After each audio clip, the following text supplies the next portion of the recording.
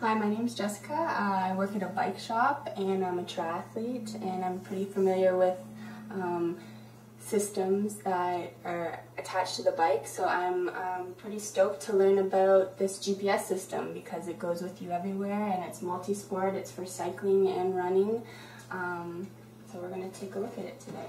So this is the sports computer, the GPS itself. This is going to be the dock that the sports computer slides onto, and you plug it into your computer and you can document your overall distance. You can have a file on your computer and you can track your improvements over time. Comes with a spare battery. This goes onto the back of the GPS. It slides right on, and that will slide on to this, which goes onto the bike. It also goes onto your wrist, and it comes with a strap to strap it onto your wrist as well. So the first thing we're going to want to do with our GPS system is install the battery. So positive side up, we'll put it in here, press down and twist. Might need a quarter or a dime to help get it in there. So for the bike computer, we're going to put it in the grooves, like that. Hear it clip in. To take it off for the future, you're going to press down and slide it out. Just like that. And with that, you can put it mounted on here using the strap, or you can put it on your wrist with the strap.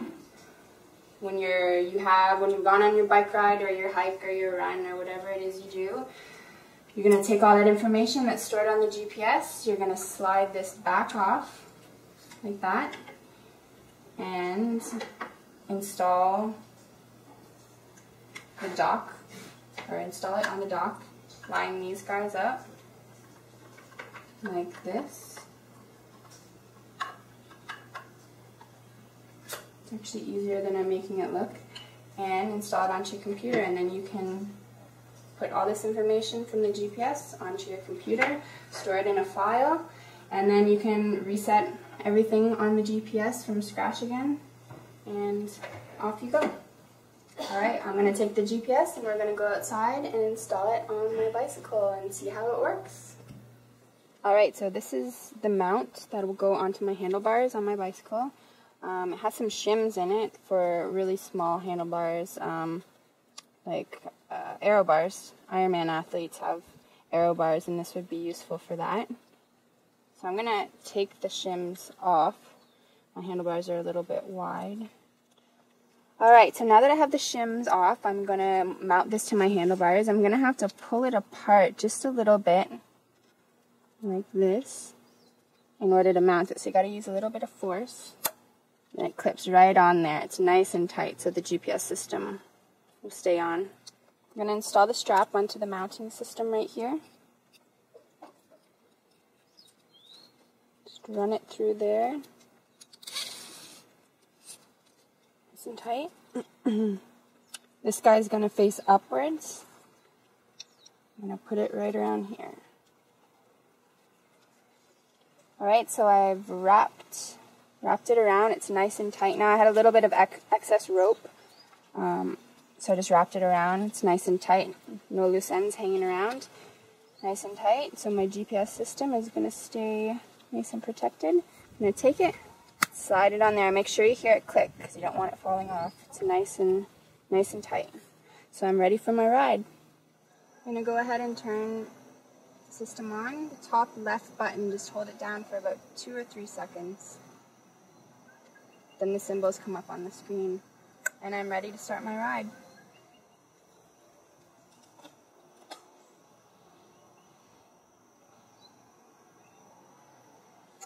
So I'm back from my ride.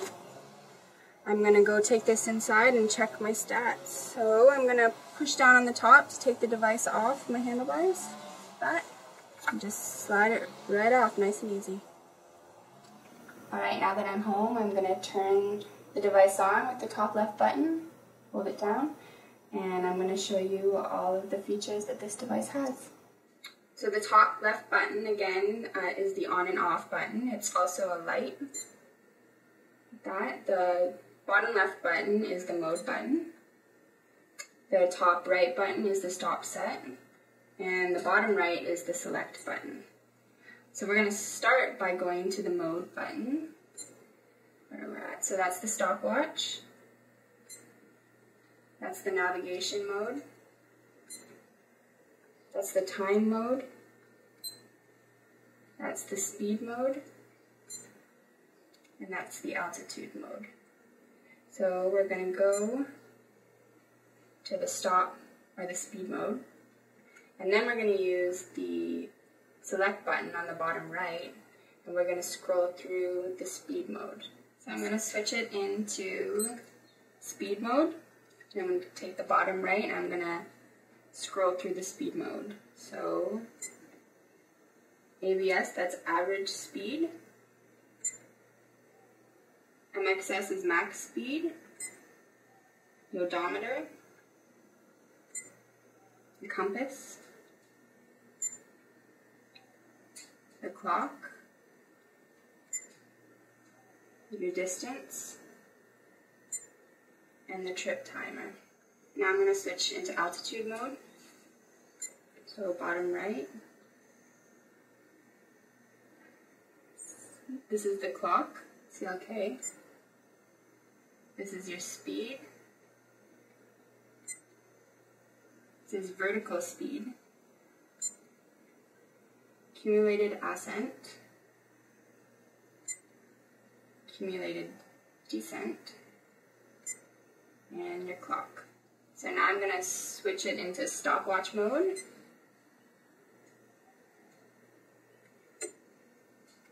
So this is the distance, the average speed, and the memory status. Within the stopwatch mode too, I should point out, there's 3 sections. So when you're flipping through, it switches the bottom section, but the top section stays the same. So the top is the speedometer, which isn't on because I'm at rest right now. The middle one is your total trip distance, or time rather. And you can stop and start the time by pressing the top right button. So I'm going to start it.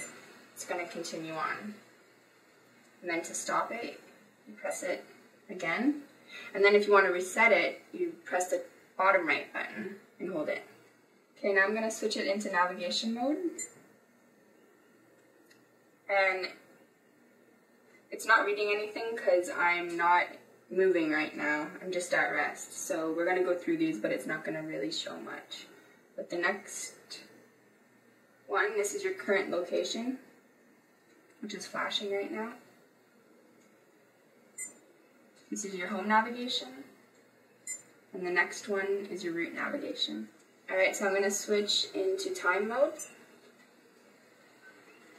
So this is current time, and it's not on right now because the GPS, I'm at rest again, but it'll show once you get going. So I'm going to press the top right button down for a few seconds, and that gives me the choice to put it into 24-hour mode or 12-hour mode. I work best with 12-hour mode, so I'm going to leave it there. Top right again, will switch you into miles and feet, or kilometers and meters. And I'm actually a Canadian, so I'm going to keep it in kilometers and meters. I read that a little bit better. It makes more sense. And then this down here will put you in your time zone. You can switch it to whichever time zone you're in. So I'm not going to show you how to download this onto the computer. It's pretty straightforward, but it takes quite a bit of time, and we don't have a ton of time to show you this. So I'm just going to point out that the unit comes with a sports tracks program that charts all the data from every mode that we went through, which is all in here. So it's easy to do instructions. You'll figure it out. It also tracks a record of all your data and keeps it in here, so you can keep it on files in your computer. And it tracks your routes that you just did. And it also lets you create new routes for future rides. Thanks for watching my video. I hope it helped you in understanding the Pyle PGPFPD5 GPS unit.